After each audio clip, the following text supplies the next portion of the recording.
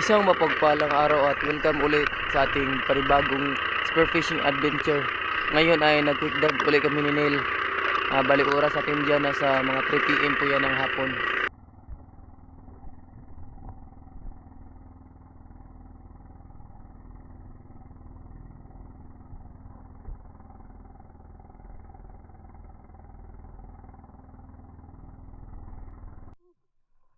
At sa mga bago pa lang sa aking channel, please subscribe guys at i-click nyo na rin yung notification bell para palagi kayong updated sa mga spearfishing adventure na ating gagawin.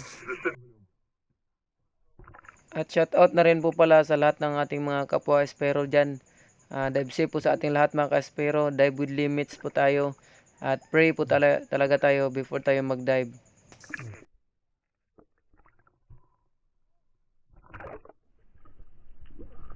Ito pa rin 90 cm na spear gun ang ating gamit ngayon kasi yung mahaba nating pana, yung 130 cm, hindi pa natin nabilhan ng bagong rubber at saka Dyneema, kaya ito lang muna ang ating gagamitin.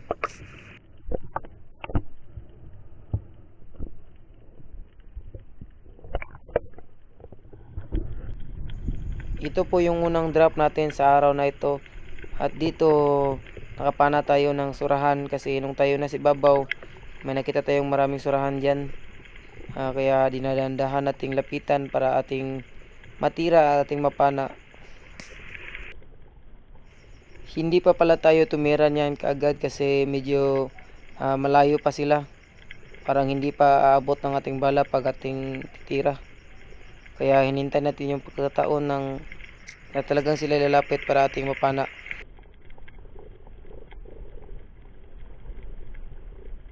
At ito, may nakita na tayong target. Yan, napaka-curious. Tinira na natin kaagad. Ayun, sa pool, tamaan. Malaki na rin yan guys, nasa mga kalahating kilo or 3/4 na kilo ata yan.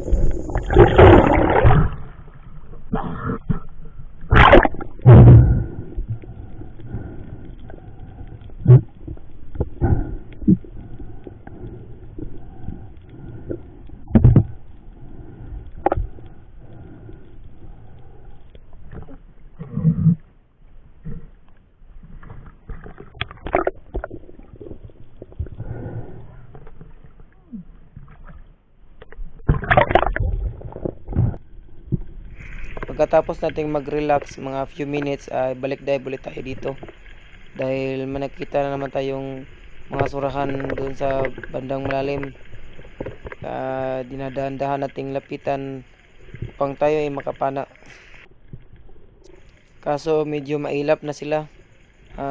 Ayaw na nilang lumapit, kaya yun, hindi tayo nakakuha nito, kaya bumalik na lang tayo sa ibabaw.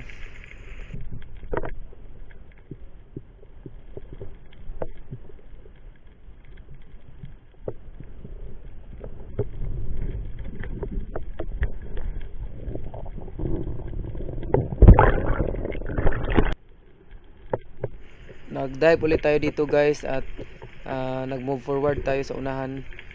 At dito naman nakapana ulit tayo ng isang surahan. At dahil wala mo nang lumapit sa atin na surahan, yun, nag-fish call tayo para sila matrak at makikurious.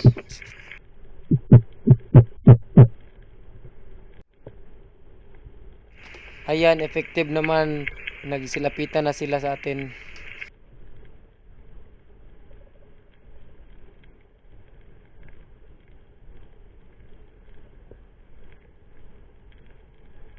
At ito po yung pangalawang huli natin sa araw na ito.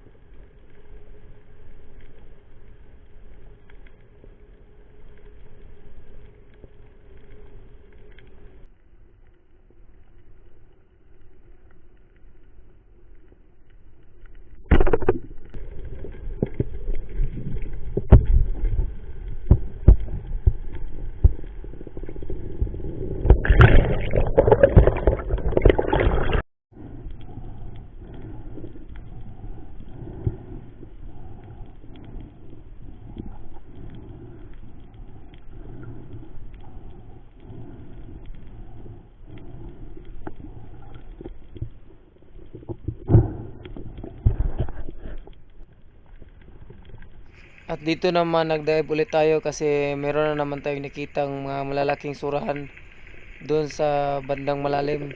Kaya lumapit tayo para ating mapana. Kaso medyo mailap at nung tayo ay tumingin sa harapan natin, may dumaan na isang emperor fish or katambak. Ayun, tinira natin. Kaso akala ko nahuli na, pero yun, nakawala pala. Sayang, nasa mga 3/4 na kilo na siguro yun. Nabitas po yung tiyan niya. Sinundan pa natin yan, pero talagang hindi na siya nagtago ng bato.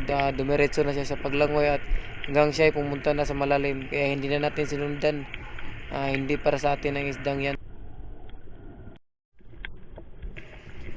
At pagkatapos nating mag-relax ng mga few minutes at nag-dive ulit tayo. Bali dito nakapana tayo ng talakitok.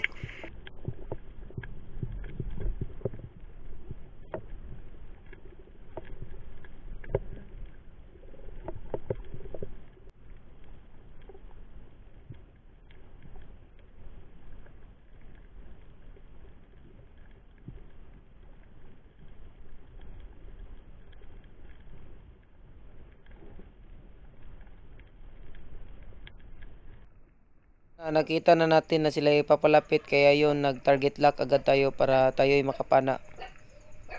At ayun, sa pool nahuli.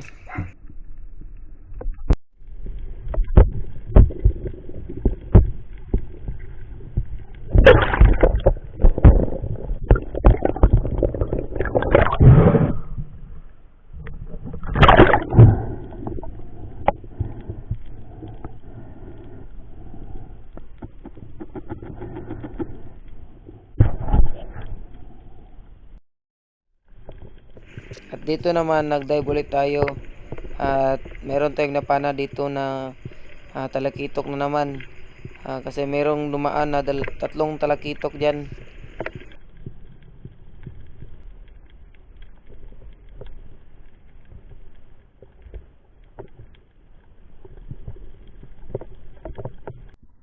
At ayan, dumaan na sila, bali tatlo yan. At itong nasa una talaga ang ating tinira kasi yun ang pinakamalapit. Yun, tamaan natin sa pool.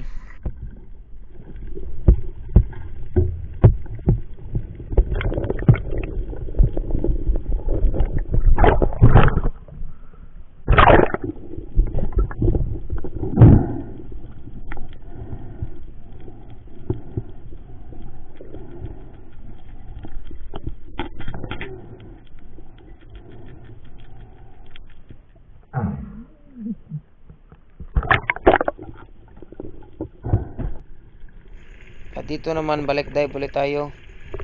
Pumunta tayo sa medyo malalim. Kasi maraming tayong nakitang mga surahan dyan.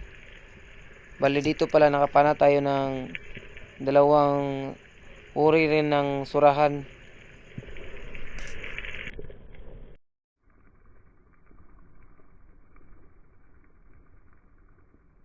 Ayan, hinihintay pa nating magkadikit sila. At ayun, sa pool, dalawa.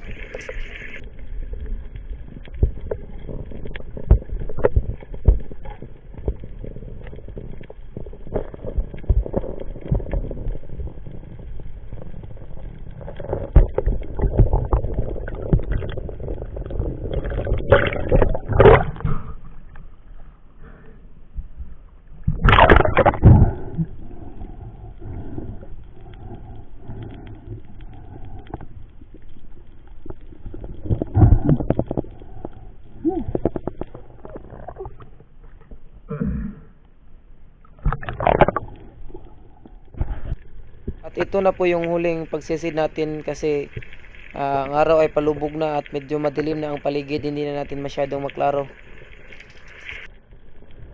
Bale, meron palang dumaan na good size na dalawang chicken snapper dyan.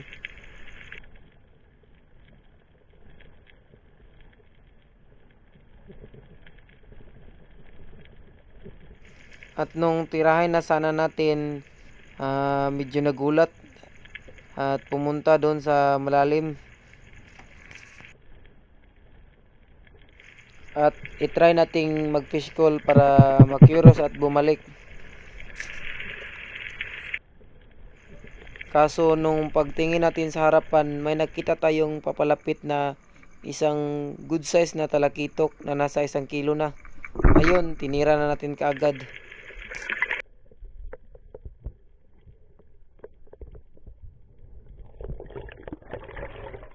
At ito na rin po yung last na isda na ating nahuli sa araw na ito. Kasi tayo'y umuwi na pagkatapos niyan. At dahil ang araw ay lumubog na at madilim na ang paligid.